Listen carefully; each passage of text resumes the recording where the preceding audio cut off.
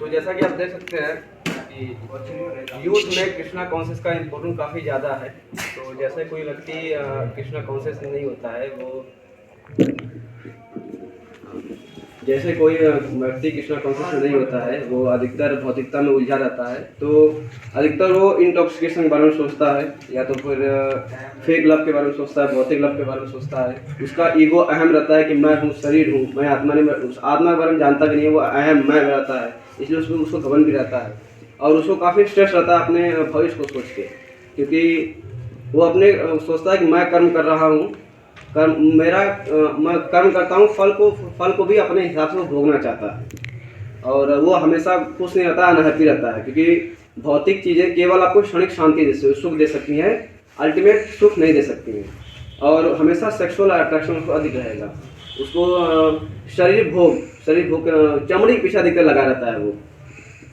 और अगर आप देखेंगे एक भक्त को, जिस प्रकार से भक्त रहता है कि एकदम चिंता फ्री रहता है, उसको कोई चिंता नहीं रहती है, क्योंकि उसको पता है कि उसका सारा भविष्य जो है कृष्ण के हाथ में है, भगवान श्री कृष्ण के हाथ में है। और वो अपने कर्मों को शास्त्रों के हिसाब से, जैसा उसका कर्म उसको दिया जाता है, उस प्रकार से वो कर्म करता है। उसके बाद वो फल की आशा नहीं करता, क्योंकि भगवान कहते हैं कर्मण्यवाधिकारस्ते माँ फलेषु कदाचन माँ कर्म फल हेतुर्भुः माते संगोष्ठो कर्मणि। आप कर्म करते जाइए, उसकी फल की आशा मत रखिए। हाँ, चिंता कीजिए, अगर मैं ऐसा कर्म करूँगा मुझे ऐसा फल मिलेगा। इसलिए शास्त्रों के आधार पर, जैसा आपका शास्त्रों के आधार पर आपको कर्म करना चाहिए, अपने इंद्रियों को संयमित करते हुए।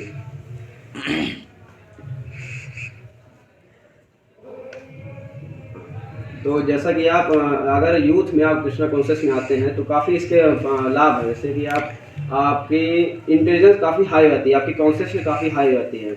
आपको सेम प्रॉब्लम, अगर आप भक्त नहीं हैं, आप डिवोटी नहीं हैं, तो आपको सेम प्रॉब्लम बहुत बड़ी लगेंगी।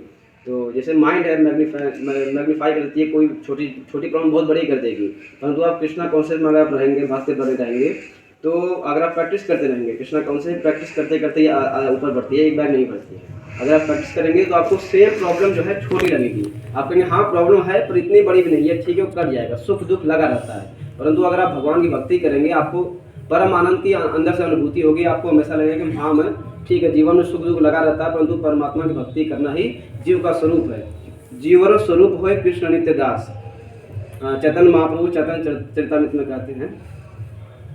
तो अगर आप श्री कृष्ण की भक्ति करते हैं, कृष्ण कॉन्शियस को अगर आप यूथ में अगर प्रैक्टिस करते रहते हैं, तो आप जो है अपने मतलब फ्यूचर से काफ़ी सिक्योर फील करेंगे, क्योंकि आप जो है कि आपका गोल क्लियर रहेगा कि आपको जाना कहाँ है। आपको आपका भौतिक चीज़ तो है ही, आपको काम करना है, अपनी सारी जो भौतिक जिम्मेदारियाँ आपको बिल्कुल अच्छे से निभानी है। ऐसा नहीं कि अगर आप भक्त बन गए तो आपकी भौतिक जिम्मेदारी आप छोड़ दो, आपको भौतिक जिम्मेदारियाँ और अच्छे से करनी है। अगर आप भक्त बन जाते हो, उसको जिम्मेदारी को आप और अच्छे से करते हो, आपको टेंशन नहीं रहता, फ्री रहते हो आप, क्योंकि आप आपके परिवार, आप अच्छे पुत्र बन सकते हो, अच्छे हस्बैंड बन सकते हो, अच्छे भाई, अच्छे पति बन सकते हो आप। तो समाज के लिए भी एक अच्छा एग्जाम्पल सेट करते हो। अगर आप भक्त बनते हो तो आप खुश रहते हो, आप समाज के लिए अच्छा वातावरण के निर्माण करते हो आप। और